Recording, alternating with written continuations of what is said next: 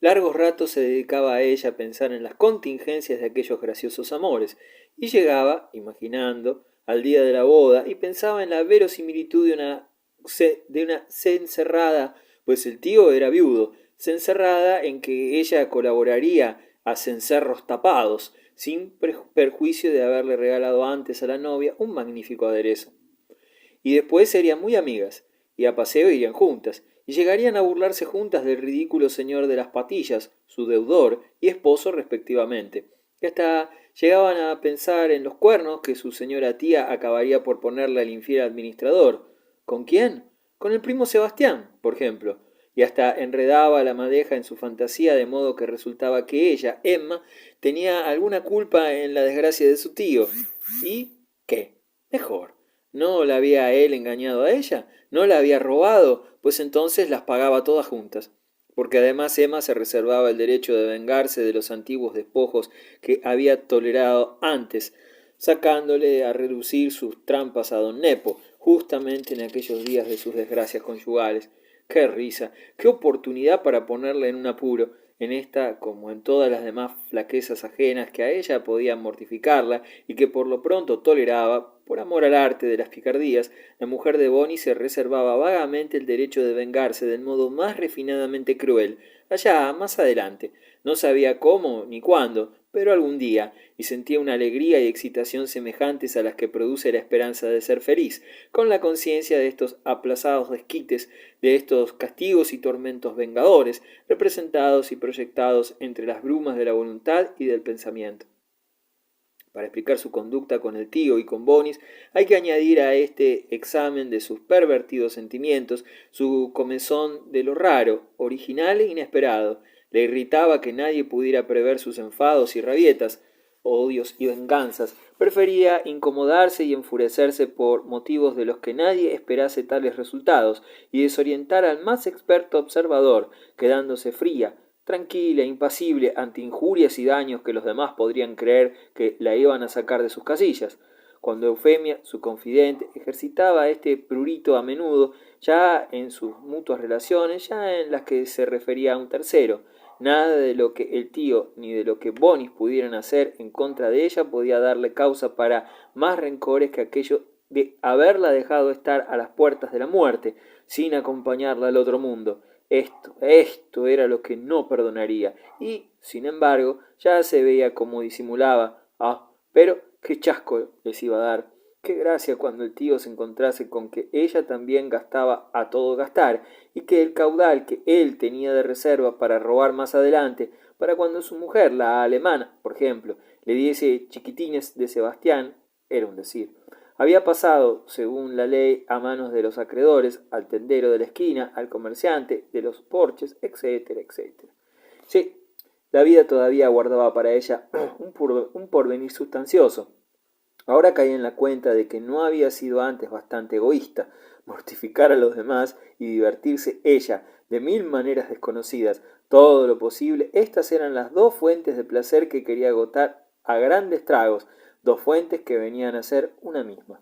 Con la salud nueva sentía Emma esperanzas locas de no sabía qué deleites, y a tanto llegó esta fuerza expansiva que aquellos mismos placeres secretos de su retiro voluntario llegaron a parecerle insuficientes, no saciaban su sed de emociones extrañas, y entonces, rompiendo la crisálida de su encerrona, determinó salir al mundo, no sin cautela, no sin disimulos, en busca de aventuras de que había de dar cuenta a los parientes, procuradas entre misterios que la habían de hacer más sabrosas.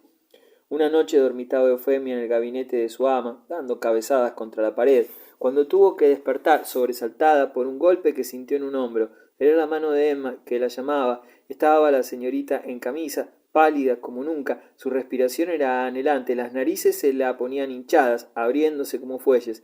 ¿Qué hora es? Preguntó con voz ronca. Serán las 10, señorita. ¿Y llueve? Eufemia atendió el ruido de la calle. Sí, llueve. Vamos a salir.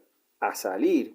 Sí, tú calla. Anda, trae un vestido tuyo de percal y un mantón tuyo y un pañuelo. Vamos las dos de artesanas. Vamos al teatro, a la cazuela. Hoy hacen la... no me acuerdo cómo se llama. Es una ópera nueva. Muy buena. Lo leí en el cartel al volver de misa, en la esquina del ayuntamiento. Corre, vete por eso. Oye, tráeme aquel alfiler del pelo, el de cabeza de doblé, que te costó 2 reales. Ninguno de esos tipos está en casa. Vamos, a correrla todos, con que andando.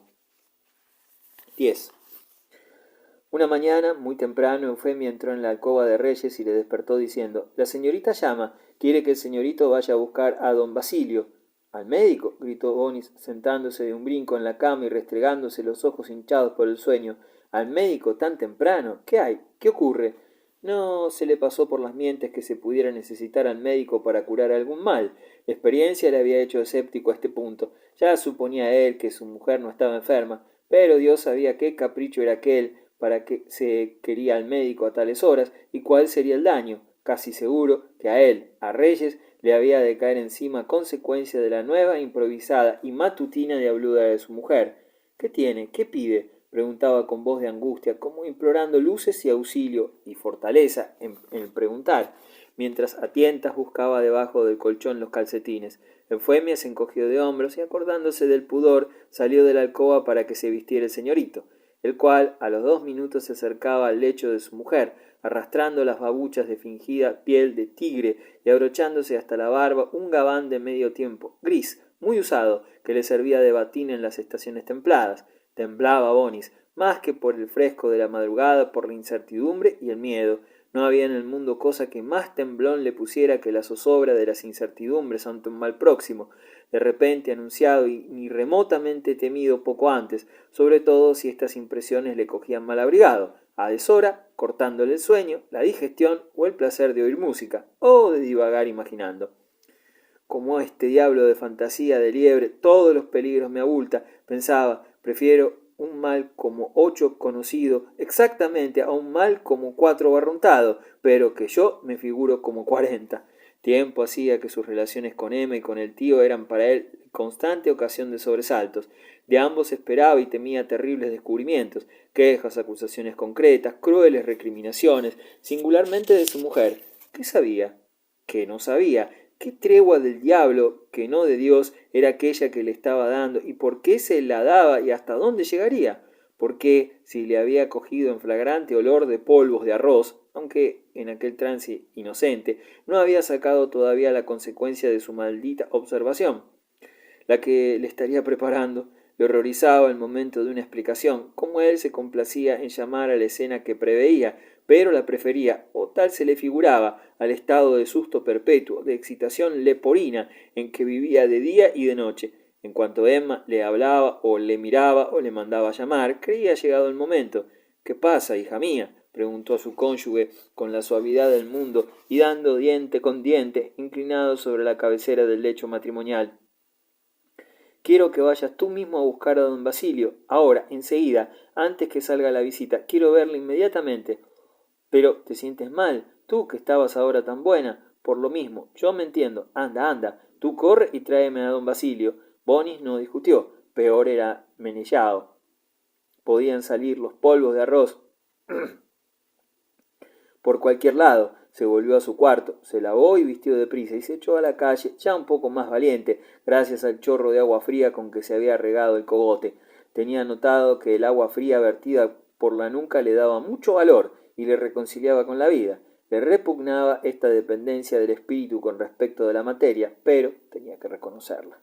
Por fortuna, la casa del médico no estaba lejos y no pudieron ser muchas las hipótesis dolorosas del miedo tocante a la relación que pudiera tener la visita de don Basilio con el drama conyugal de su casa, cuyo enredo llegaba a su mayor complicación, o poco entendía Bonis, de teatro casero y de las mañas de su mujer.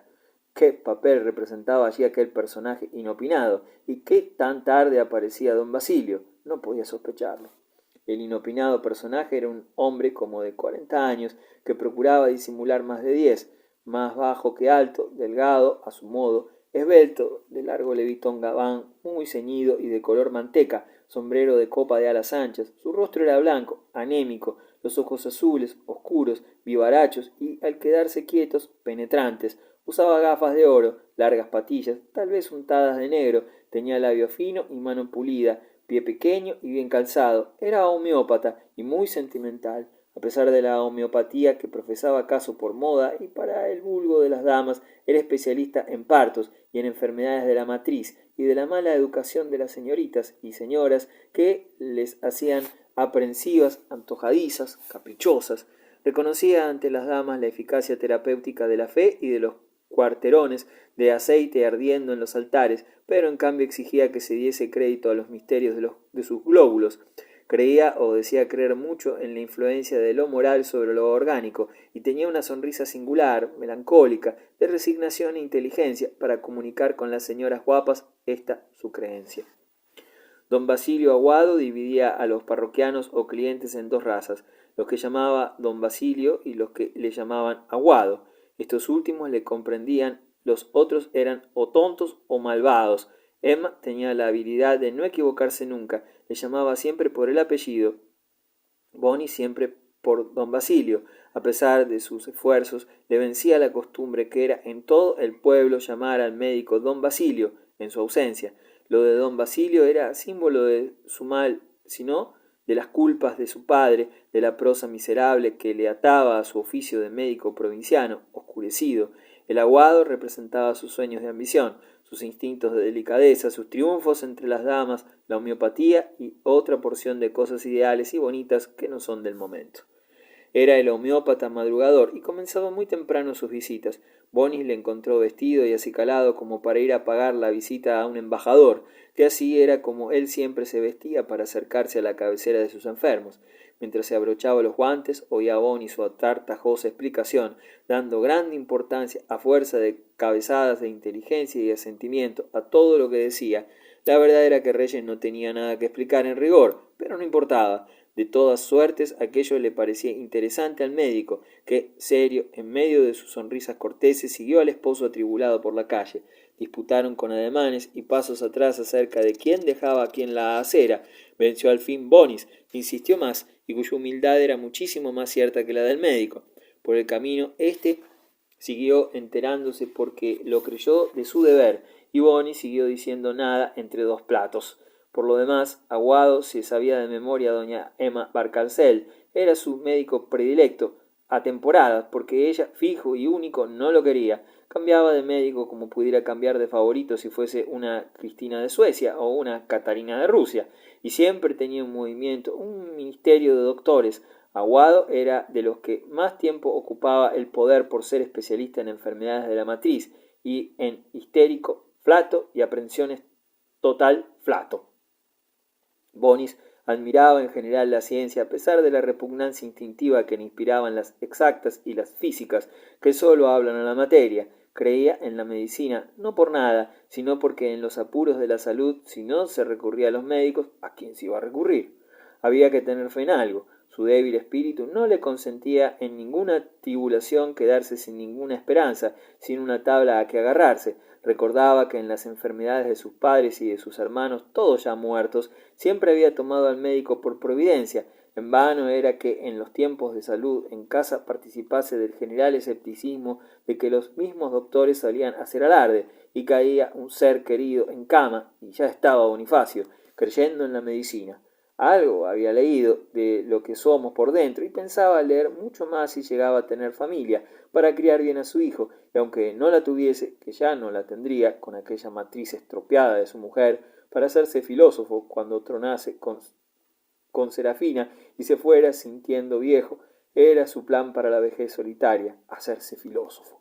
Pero, a pesar de todas estas lecturas pasadas y futuras, se figuraba el organismo humano con una especie de conciencia en cada dedo y en cada víscera y en cada humor, y lo de agradecer el estómago, por ejemplo, las medicinas, lo tomaba al pie de la letra. Además, la relación de los medicamentos a las enfermedades era toda una magia para Bonis, y la idea del veneno y del elixir, completa mitología milagrosa e infinitesimal. Quiere decirse que por gota de más o de menos del líquido más anodino podía, según él, reventar el paciente o ponerse sano en un periquete. Esto lo había aprendido de su mujer, que por gota de más o de menos vertida por el compulso trémulo en una cucharilla de café le había puesto como un trapo en infinitas ocasiones.